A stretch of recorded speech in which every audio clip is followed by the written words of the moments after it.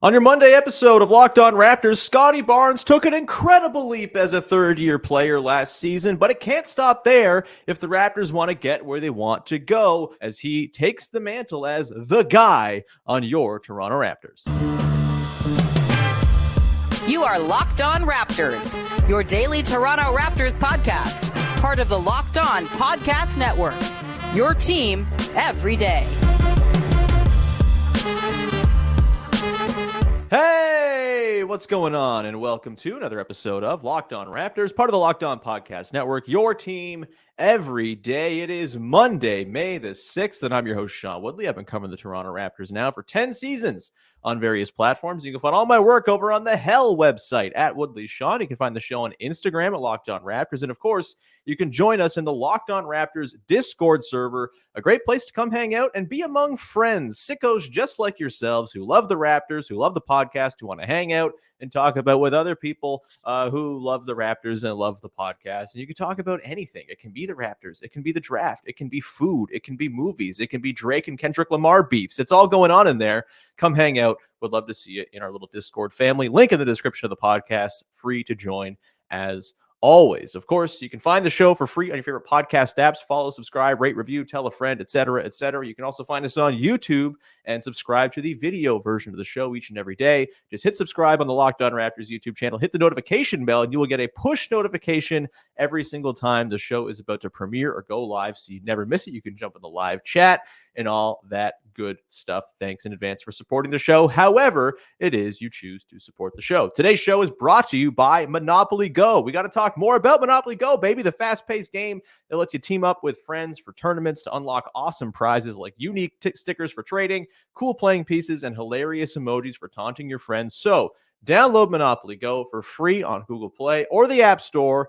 Game on. All right, let's get to it. On today's show, we are kicking off a multi-week series here on the podcast, digging into what various players in the Toronto Raptors got to do this summer to improve upon their games, to set themselves up for success going into next year. And we are starting things off with the most important guy, the guy they're calling him in some circles. It is, of course, Scottie Barnes, as we look after a massive season of incredible jumps across the board. How can he double down on that going into his fourth season? We will examine that question today with our pal Vivek Jacob from Sportsnet and Raptors in 7, who will be here for many of these What Are These Guys Got to Do this summer? We'll find a better title for it podcast going forward over the next few weeks. Big V, how are you, man?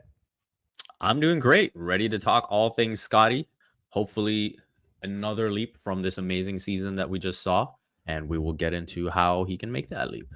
100%. We've each picked out 3 things that we think Scottie Barnes got to work on this summer, and they're 3 different things. So we got 6 things for you all together, if you can count. That's hit or miss proposition for me, but I added well there, Big V. We're off to a rollicking start.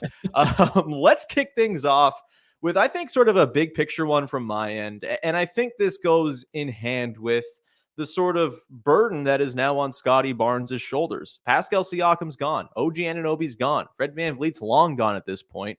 This is Scottie Barnes' team, and the Toronto Raptors very clearly envision him being one of those top of the league, best player on a contending team type of guys. And with that comes a lot of responsibility. And with that comes the need to carry the lineups that you're playing in. I think this is my number one thing. And this, this informs, this will be informed by a lot of the stuff we're going to talk about throughout this show, stuff that individual micro skills and things like that will make him a more impactful player overall. But big picture wise, Scottie Barnes has got to carry lineups. Scottie Barnes has to drive positive basketball when he's on the floor. It's what the superstars of the NBA do. And I don't know if Scottie Barnes really did that last season, despite being a very positive player compared to some of the other players on the Toronto Raptors. Last season, lineups that featured Scottie Barnes, Big V, minus 3.8 per 100 possessions on the entire season. If you compare that, just pulling lineups featuring X player around the whole league, if you're going to the star tier of guys, which is, I think, the standard we now have to start comparing Scottie Barnes to, because it's where the Toronto Raptors clearly envision him getting to. Nikola Jokic lineups, plus 12.6 per 100 with him on the floor. Shai Gilgeous-Alexander, plus 11.3. Anthony Edwards, plus 8.2. Jalen Brunson, plus 9.1. Luka Doncic, plus 6.3. Even Tyrese Maxey, who played half of the season without Joel Embiid, all season long lineups with him were a plus 5.0. Even when Embiid was out, Maxey, no Embiid lineups, a plus 1.3, which isn't that sort of top of the league driving positive play, but considering the circumstances that Maxey was playing around with the depleted supporting cast and his best player not there, pretty impressive stuff that he carried positive lineups all throughout the season for a Sixers team that had a lot of trouble without Joel Embiid. Scottie Barnes just didn't do that. He's not even near the top of his own team in terms of personal on-off differential. RJ Barrett, Jakob Poeltl, Emmanuel Quickly before the trades, OG Anunoby and Dennis Schroeder drove positive play more effectively than he did. And I think his plus 6.3 positive on-court differential is very much inflated by the team being miserable after he went out of the lineup. So it's not quite like this incredible on-off differential that it might seem. Oh, plus 6.3, that's great. Like, no, they were still negative with him on the floor and all of that. They were just wretched when he wasn't around. And that sort of informs those numbers. So Big V, I've talked a lot there, giving you some numbers, thoughts on Scottie Barnes and his ability to carry lineups and what kind of has to go into that. And if you want to pivot into your first thing he's got to improve as part of that, please feel free to do so.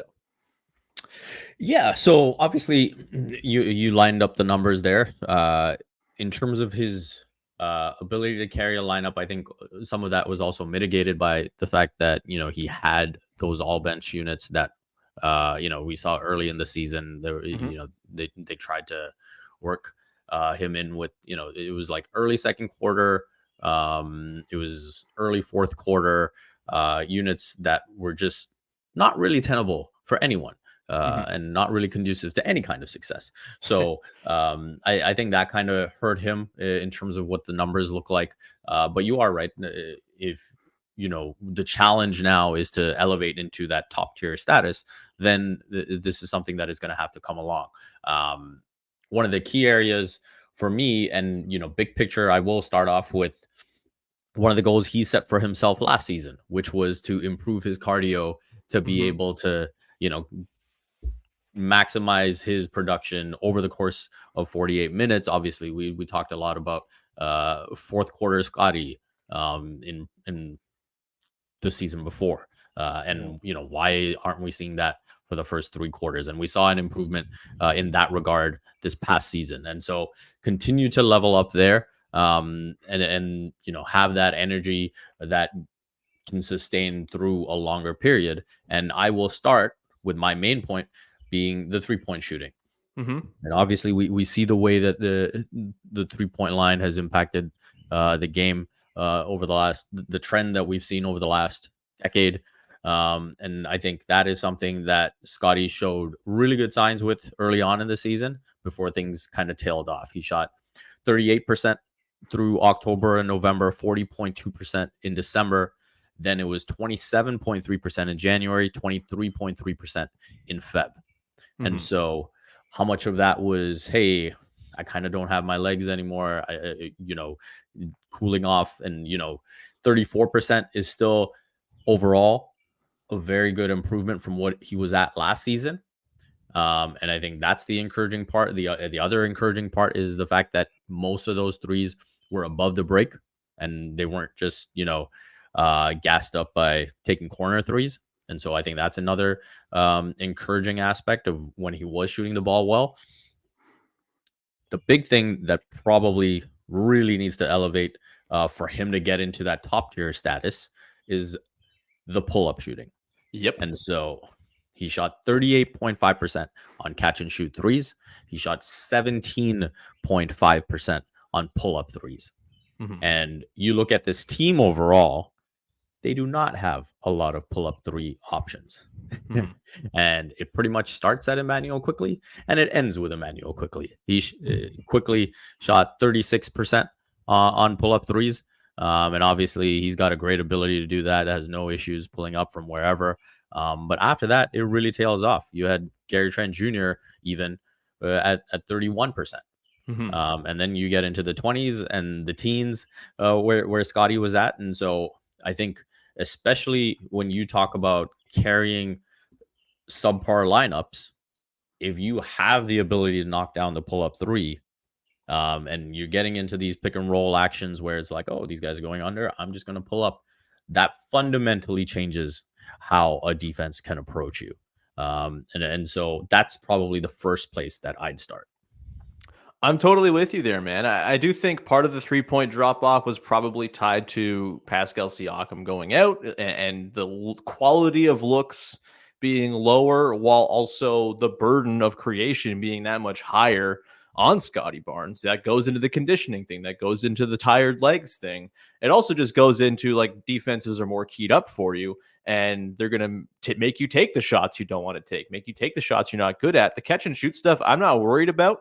I think, 38% for the season, very good. It was, floating well above 40 for long stretches of the year.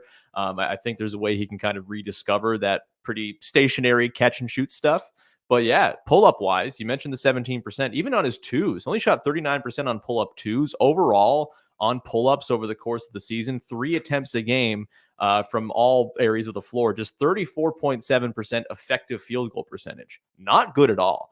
And so, yeah, I think there is a ton of growth to be done there. And even just kind of making teams think a little bit about his pull-up shot changes everything, right? He doesn't have to be a 40% pull-up guy, a 35% pull-up guy. But if he's like high 20s, low 30s, and there's a real credible chance that it's going in, that's going to make defenses think. And when you make defenses think, that's where you can go and pound advantages and find yourself, creating good looks for yourself, for others.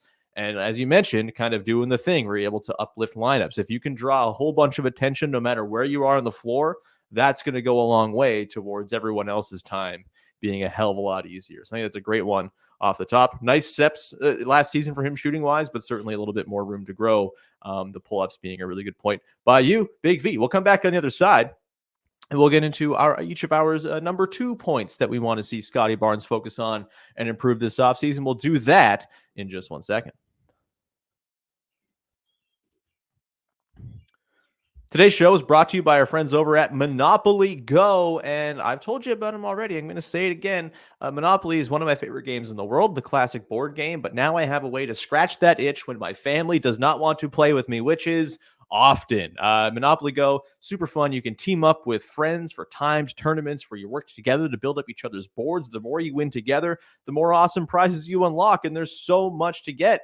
Unique stickers you can trade with friends to complete albums for big prizes, cool new playing pieces to travel boards with, hilarious emojis for taunting your friends when you smash their buildings or heist their vaults. Yes, you can play with friends, you can play against friends. It's all there for you with Monopoly Go. Plus, Monopoly Go feels new and exciting every day with constantly changing tournaments and challenges. A ton include their own unique mini games like digging for treasures or a robot pachinko machine. And there's always new timed events to help you win big, like massive multipliers for everything you win or rent frenzies. There's always something fun to discover in Monopoly Go. So get off the bench and go download for free on the Google Play Store or the App Store. Game on. Today's show is also brought to you by FanDuel, the #1 sports book in North America. It's winner take all time in the NBA and NHL, and FanDuel is giving you a shot to bring home a big win of your own. Right now, new customers get $150 in bonus bets with any winning $5 bet. That's $150 to bet on spreads, money lines, player props, and so much more just by winning one $5 bet. I hope nobody put money on the Toronto Maple Leafs winning in the playoffs. Of course, we're still licking our wounds from that very, very upsetting Game 7 loss to Boston. But you can also peruse the FanDuel boards and find some Mitch Marner next team, who will be the next coach if, in fact, Sheldon Keefe gets fired. It's all there for you. Of course, the NBA playoffs, you can make bets on individual games, series outlooks, who's going to win the title. It's all there for you to go and peruse in their super easy to use app as well. Visit FanDuel.com/lockedon and make every playoff shot count. FanDuel, America's #1 sportsbook. Back at it here with our pal Vivek Jacob, Big V from Sportsnet and Raptors in 7, talking about Scottie Barnes and what he's got to improve upon this summer as he continues his ascent, hopefully to the league's upper crust of stars. Just a shout out to our guests on today's podcast, the birds. You may be hearing birds in the background pretty loudly. My office, very hot, and I was going to either have to give you a sweaty pod or a nice and not sweaty pod, but with birds with an open window. I think I've chosen the lesser of two evils. Birds are nice. Big, wet, sweaty Sean, not nice at all. Let's continue on with Scottie Barnes talk. Big V, let's give you the floor. What's your next thing Scottie Barnes has got to improve upon this offseason? So we'll switch it up. I am going to the defensive side of the ball now. And, Okay. I think we've seen progression on that end in terms of defending the perimeter. Obviously, I think he had a really great season protecting the rim. And defending around the basket. So the challenge now is just continuing to improve the perimeter defense. And I think that starts with his lateral quickness. I think there's still times where he maybe gets up a little too high against guys who are going to be quicker than him. And then they just end up blowing by. And so I think, one, he can give himself a bit more room to work with because of his size. And being able to contest regardless. And two, I think if he has the lateral quicks, if he isn't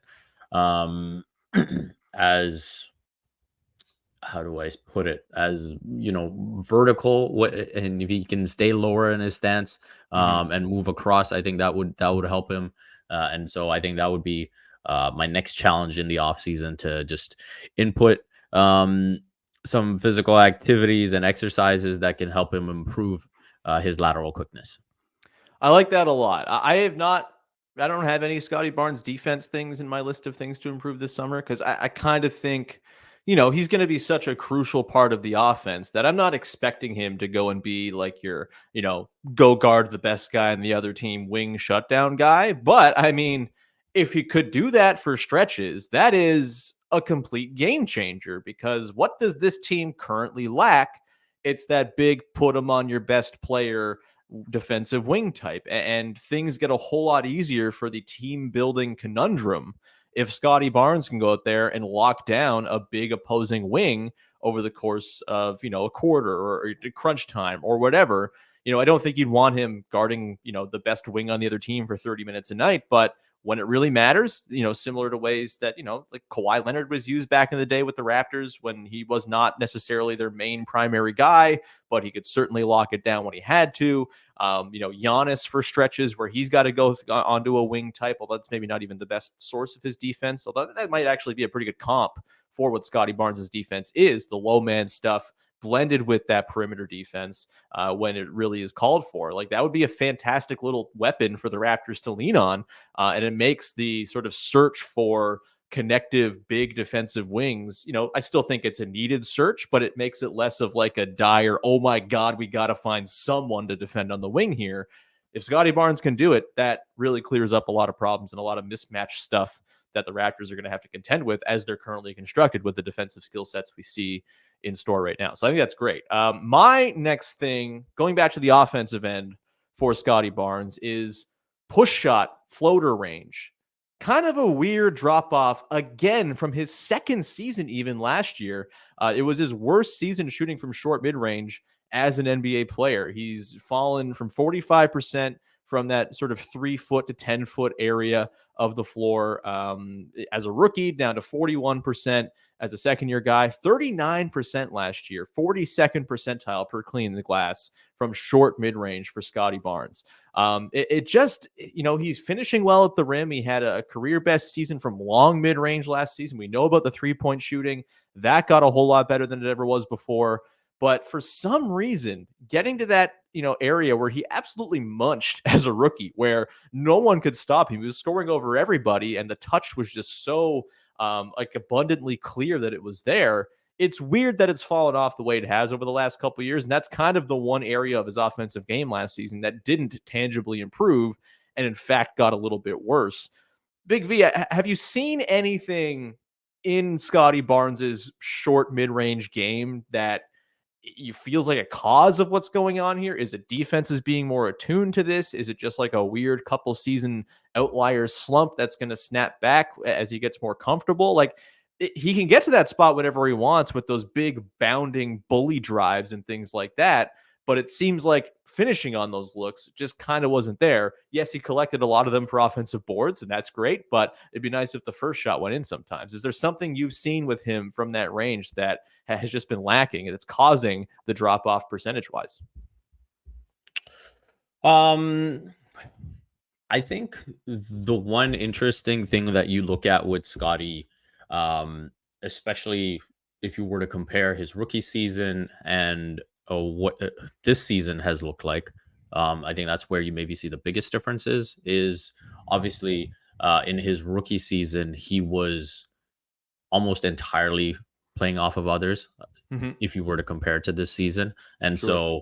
I think that's where you get into positions where whether it's off a duck in, whether it's from the dunker spot, or whatever it might be, you have more balance in those situations. And I think that's where, when you look at this season, kind of working his way into post ups, or in terms of reading the help as the primary guy, those are things that are fundamentally different from what it looked like in his rookie year. And so I think that's where your balance gets challenged. The quickness of your move gets challenged. And, Kenny Smith watching Wolves Nuggets was like, hey, this is the first time I saw Jokic kind of be rushed, going up against that Wolves defense. And I think there is more of an element of being rushed, to get your shot off in these situations. And so I think with Scottie, I think we saw more of that this season. And so when you also have the type of spacing that this team has, obviously, we saw that begin to change once Quickly was in the picture. But I do think that that's probably the biggest difference from rookie year to this season. And so if you can get more 3-point shooting around him, if he's had these reps now to learn from and continue to grow, I think that's where we could see a leap next season as well. Yeah, I think that's a really great point. I think the Jakob Pertl sort of existence is part of this as well, right? Like Jakob Pertl does a lot of really good things. He's a very good dunker spot player, but when he's in the dunker spot, there's probably another very large guy pretty close by that's making things a little more difficult there for Scottie around close. And so, maybe it's a matter of figuring out the nuances of when to shoot, when to lay down for Yak and the dunker. Maybe they have to sort of find some ways to, create and clear out around the rim for Scottie Barnes. And maybe that involves Kelly Olynyk being more heavily involved in those lineups. We'll see. But yeah, like it's a different thing. As a rookie, Scottie Barnes didn't have to contend with a paint-bound center. They were a weird team. They didn't have great spacing, but it was a lot of guys who worked from the perimeter in, and a lot of guys who they played the ISO game, right? And you're often kind of cleared out and ISOing without a whole lot in terms of interference.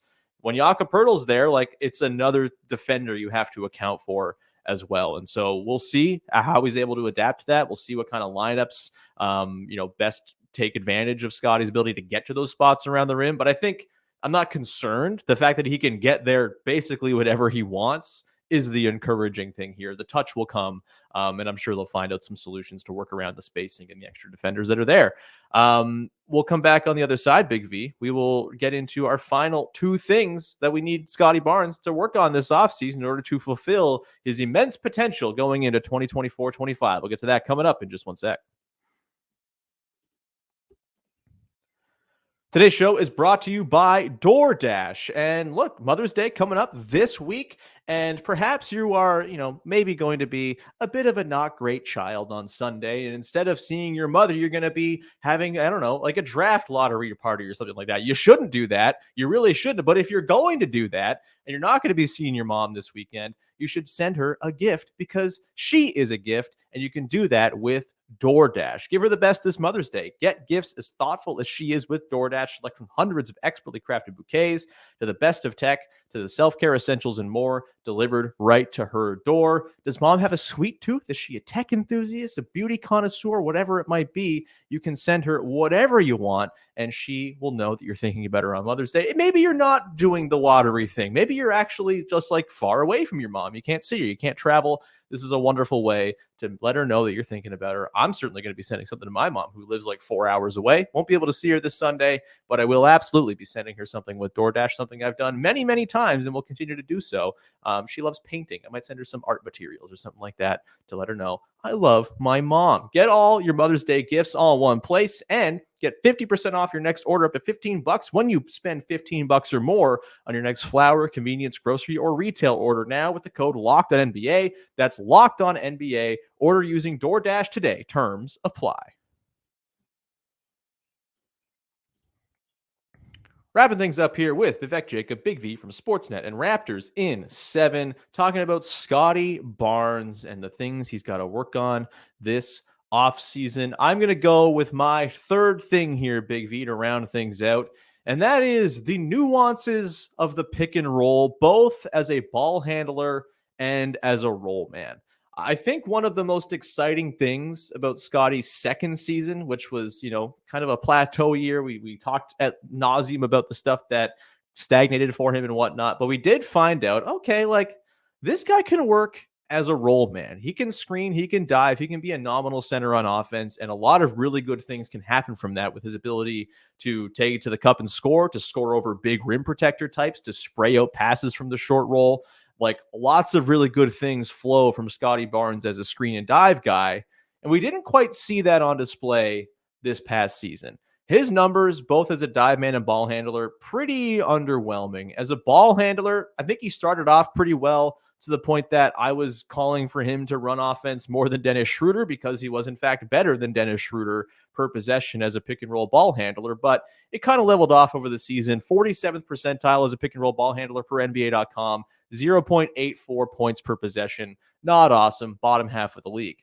As a dive man, Big V, 22nd percentile as a pick and roll man, 0.93 points per possession. Just was not taking that sort of play type and running with it. And I think that was most notable after the acquisition of Emmanuel Quickly, where their chemistry just never really quite gelled, right?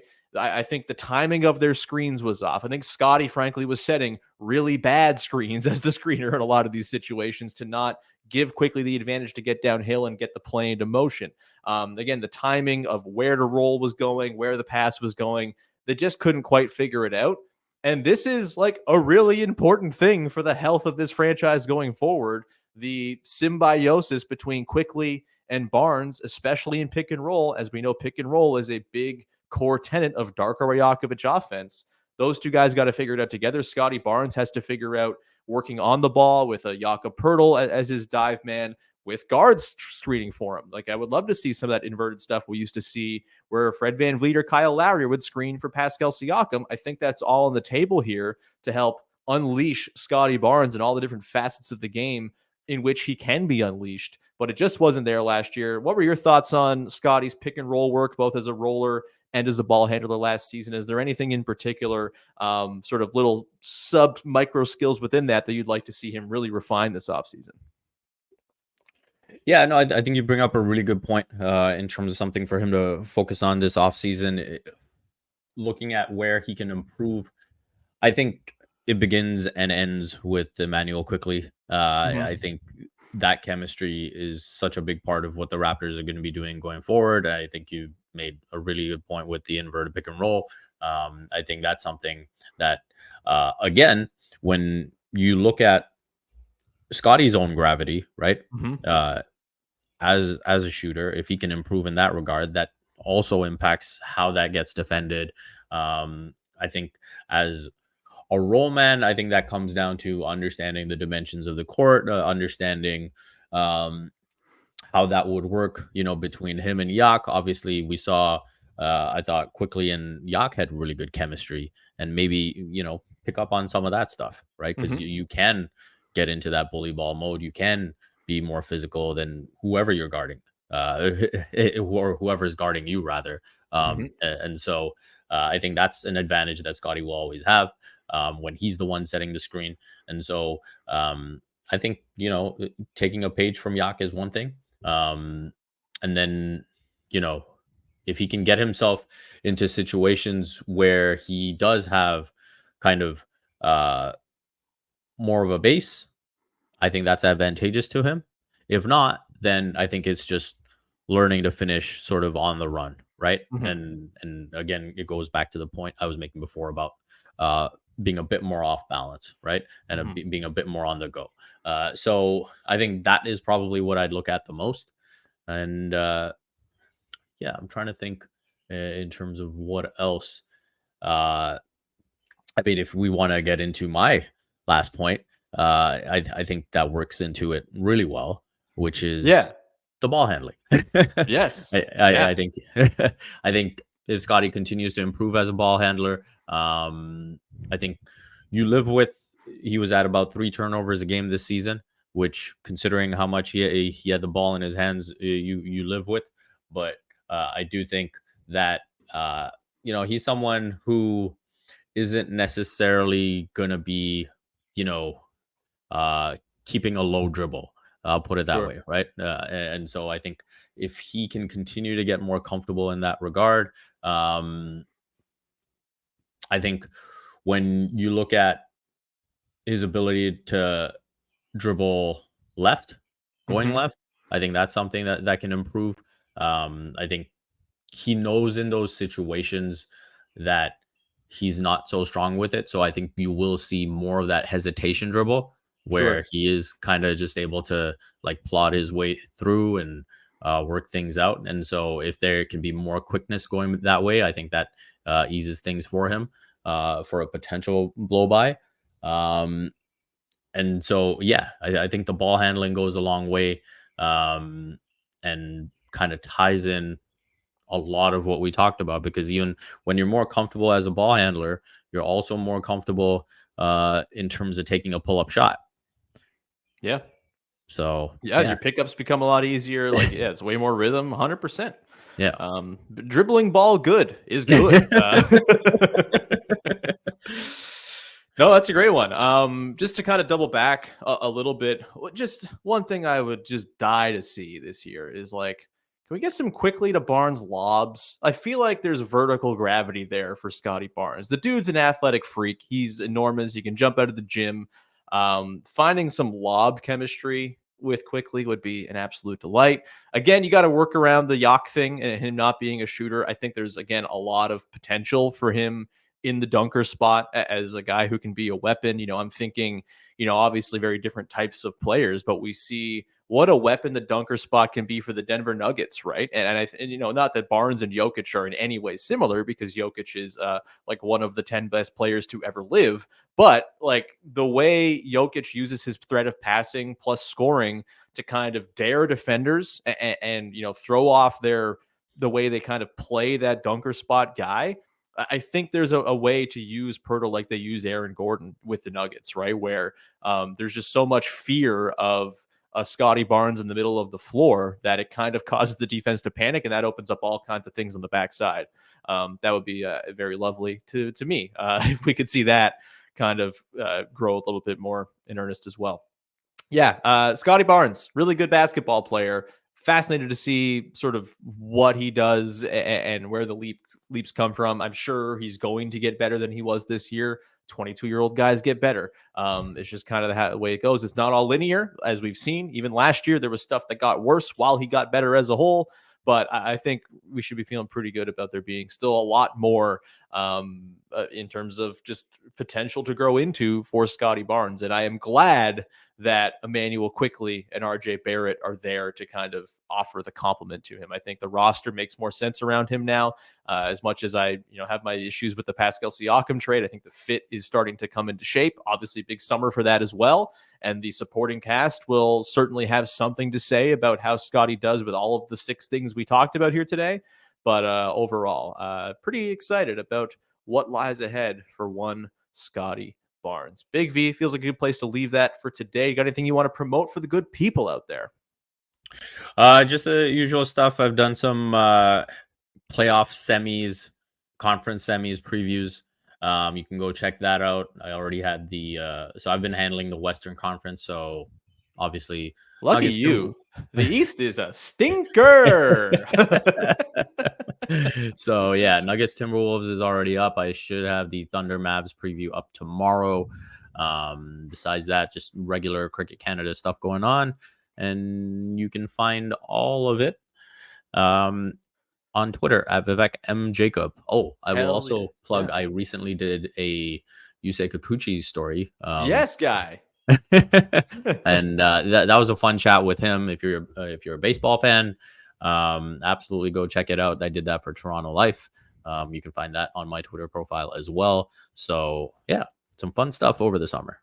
Big V talking to Yusei Kikuchi about cold showers. He simply cannot stop talking about cold showers. He talks to me about cold showers at least once per week for those who want to know what goes on behind the scenes. It's just Big V doing cold shower propaganda. I think he works for Big Cold Shower. Congrats on the bag, I guess. We'll leave it there. Big V, appreciate you as always, man. We'll be back again on tomorrow's show. Probably do a little bit more draft stuff. And then Katie Hind will be along later this week to finish off our 3-part good, bad, and season recap series, looking at some stuff we're intrigued by that we saw on the court for the Raptors this year that could portend good or bad things going into 2024-25. We will also at some point this week do one final to keep or convey official judgment as the draft lottery is nearing, and that is certainly a topic of contention among Raptors fans. So you have that to look forward to. Go back and listen to all the draft stuff from last week. Lots of great individual player breakdowns. We'll have more of those on tap this week as well. Don't go anywhere, man. We're covering lots of great stuff here on the pod, even though your Toronto Raptors are not playing basketball, and players who used to play for the Toronto Raptors very much are. Go Knicks or Pacers, whoever you want. I fear the Pacers are going to get bludgeoned in that series, and it's very sad. Anyway, we'll leave it there. Thanks so much for hanging out. Go check out Locked On Sports Today 24/7, our all-day streaming channel covering all the big stories in sports, playoffs on the NHL and NBA, et cetera, et cetera. Go subscribe. 24/7 Locked On shows free for you on YouTube. And we'll talk to you again Tuesday with another episode of Locked On Raptors. Thanks for hanging. Bye-bye. Ooh, almost a bucket.